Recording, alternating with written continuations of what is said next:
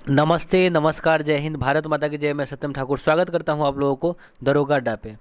तो फिर से हम आए हैं ज्योग्राफी का वह इम्पोर्टेंट प्रश्न को लेकर जो सभी एग्ज़ाम जो प्रतियोगिता परीक्षा है जहां से ऑब्जेक्टिव प्रश्न पूछे जाते हैं वहां पे काफ़ी आपको मदद मिलेगा। वीडियो को पूरा देखिएगा, 6 से 7 मिनट का वीडियो है। समय तो बहुत गंवाते हैं लोग, लेकिन वीडियो देखना चाहिए। खासकर जो स्टूडेंट हैं उनको ज़रूर देखना चाहिए, क्योंकि हो सकता है कि यहाँ से आपको 1-2 क्वेश्चन बन जाए। ठीक है, कोई भी क्वेश्चन बड़ा और छोटा नहीं होता है। जो आप जानते हैं वो आपके लिए छोटा है, जो नहीं जानते वो आपके लिए बड़ा हो जाएगा। तो किसी भी चीज़ को छोटा बड़ा ना समझे।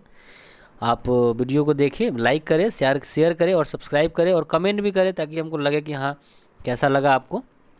ठीक है, चलिए हम प्रारंभ करते हैं क्वेश्चन को। पहला प्रश्न है, भारत का सुदूर दक्षिणतम बिंदु इंदिरा पॉइंट कहाँ अवस्थित है? तो ग्रेट निकोबार में है, याद रखेंगे। भारत का सुदूर सुदूर दक्षिणतम जो बिंदु है इंदिरा पॉइंट, वो ग्रेट निकोबार में है, इसको याद रखेंगे।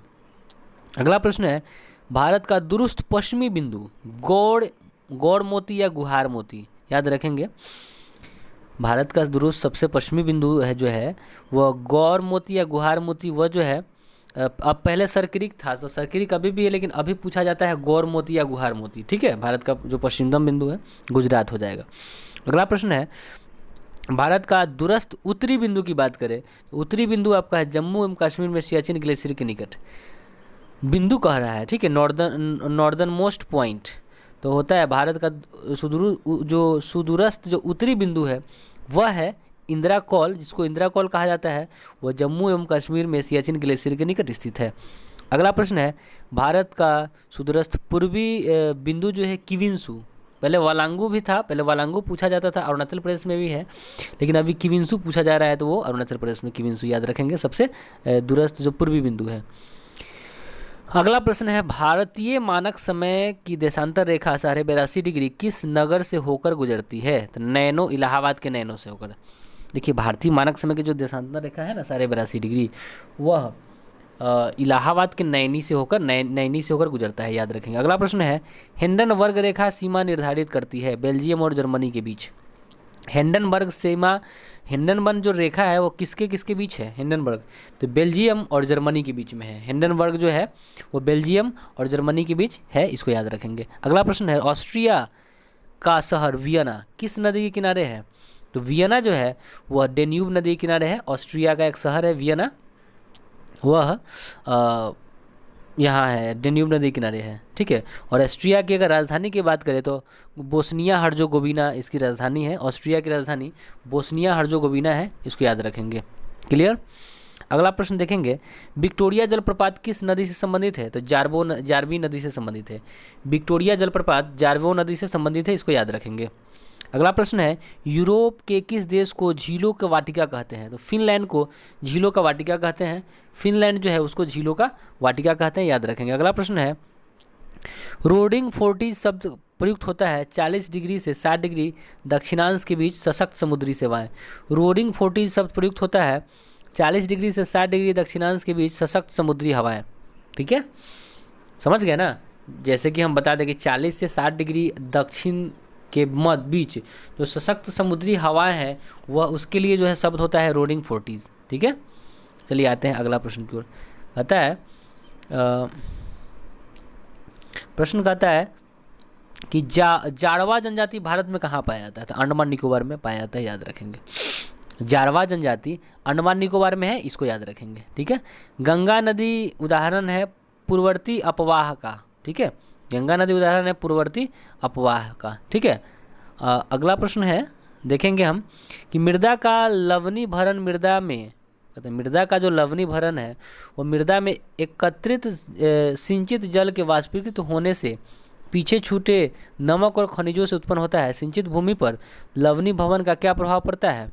होता क्या है कि यह कुछ मृदाओं को अपारगम्य बना देता है। फिर से सुनिएगा, कहता है कि मृदा का जो लवणीभवन है ना वो मृदा में एकत्रित सिंचित जल के वाष्पीकृत होने से पीछे छूटे नमक, जब वाष्पीकृत हो जाता है होने के बाद, वाष्पीकृत होने के बाद जो नमक जो बचता है और खनिजों से जो उत्पन्न होता है वह सिंचित भूमि पर लवणीभरण पर क्या प्रभाव पड़ता है? तो वह कहता है कि यह कुछ मृदाओं को अपारगम्य बना देता है। क्वेश्चन थोड़ा सा टेढ़ा है, लेकिन आप सीधा आपको आंसर याद से मतलब है, इसको ऐसा क्वेश्चन आया तो सिर्फ कुछ मृदाओं को अपरकम बना देता है, इसको याद रखेंगे। अगला प्रश्न को देखिए। भारत में लवणीय मृदा का सर्वाधिक क्षेत्रफल गुजरात में होता है। भारत में लवणीय मृदा का सर्वाधिक क्षेत्रफल गुजरात में है, इसको याद रखिए। अगला प्रश्न है, राष्ट्रीय अंतर्देशीय नौवहन संस्था नीनी पटना में है, आपको पता ही है बिहार पटना में है। अगला प्रश्न है, अपवाह क्षेत्र की दृष्टि से विश्व की सबसे लंबी नदी अमेजन है। अपवाह क्षेत्र की दृष्टि से विश्व की सबसे लंबी नदी की बात करें तो वो अमेजन नदी है, इसको याद रखेंगे। अगला प्रश्न है, कौन सी नदी विषुवत रेखा को 2 बार काटती है? जायरे। कौन सी नदी विषुवत रेखा को 2 बार काटती है? ठीक है, तो वो जायरे नदी है। विषुवत रेखा को 2 बार काटने वाली नदी कौन है? जायरे। अगला क्वेश्चन है, बैरोमीटर में पारे के तल की अचानक गिरावट सूचक है, वो है तूफान का। ठीक है, बैरोमीटर का जो पारा है वो अचानक नीचे गिरता है तो समझ लीजिए कि आंधी तूफान है। ठीक है। और अगर हम बात करें अगला प्रश्न का, ये भी थोड़ा सा बहुत बड़ा क्वेश्चन है, लेकिन चलिए पढ़ते हैं क्वेश्चन को। कहता है कि हर दिन कमोबेश एक सा ही होता है। सुबह समुद्री मंद पवन के साथ साफ और उजली होती है। क्लियर। जैसे जैसे सूर्य प्रकाश में ऊपर चढ़ता है गर्मी बढ़ती जाती है, घने बादल बनने लगते हैं और फिर बादलों की गरज और बिजली की गरज एक साथ वर्षा होने लगती है, लेकिन शीघ्र ही वर्षा समाप्त हो जाती है। यह उदाहरण किस जलवायु प्रदेश का वर्णन करता है? तो विषुवतीय। समझ गए। अगला प्रश्न, एल नीनो क्या बनाता है? एल नीनो बनाता है प्रशांत महासागर। अगला प्रश्न को देखेंगे हम। कहता है अगला प्रश्न कि उत्तर भारत में उप हिमालय क्षेत्र के सहारे फैले समतल मैदान को क्या कहा जाता है? भावर कहते हैं। उत्तर भारत में उप हिमालय क्षेत्र के सहारे फैले जो समतल मैदान है ना, उसको भावर कहेंगे। अगला प्रश्न, सुंदरवन डेल्टा का निर्माण करने वाली नदियाँ गंगा और ब्रह्मपुत्र। गंगा और ब्रह्मपुत्र मिलकर सुंदरवन डेल्टा का निर्माण करने का काम करती है, इसको याद रखेंगे। अगला प्रश्न है, कौन सी नदी कच्छ के रण में दलदली भूमि में जाकर लिप्त हो जाती है? तो वो लूनी नदी है। कौन सी नदी कच्छ के रण की दलदली भूमि में जाकर लुप्त हो जाती है? वह है लूनी नदी। अगला प्रश्न है, 1903 में भारत की प्रथम चीनी मिल कहाँ स्थापित किया गया था? देखिए, 1903 में भारत की प्रथम चीनी मिल स्थापित किया गया था, वो देवरिया जिले के प्रतापपुर में। 1903 में भारत की प्रथम चीनी मिल स्थापित किया गया था देवरिया जिले के प्रतापपुर में। याद है। चलिए अगला प्रश्न है, उड़ीसा में स्थित बादाम पहाड़ किस खनिज के उत्खनन के लिए प्रसिद्ध है? लौह अयस्क। उड़ीसा में स्थित बादाम पहाड़ किस खनिज के उत्खनन के लिए प्रसिद्ध है? तो वह है लौह अयस्क। ठीक है, समझिए, उड़ीसा में एक पहाड़ है जिसका नाम है बादाम पहाड़, तो वह लौह अयस्क के लिए प्रसिद्ध है। अगला प्रश्न है, हमारे आकाशगंगा के केंद्र की परिक्रमा करने में सूर्य 25 करोड़ वर्ष लगाता है, आपको पता है। सूर्य और पृथ्वी के बीच औसत दूरी 150 गुना 10 सेंटीमीटर है, इसको याद रखेंगे। अगला प्रश्न है, कौन सी झील तंजानिया और युगांडा के बीच अंतर्राष्ट्रीय सीमा बनाती है? वह है विक्टोरिया। कौन सी झील तंजानिया और युगांडा के बीच अंतर्राष्ट्रीय सीमा बनाती है? वह है विक्टोरिया। अगला प्रश्न है,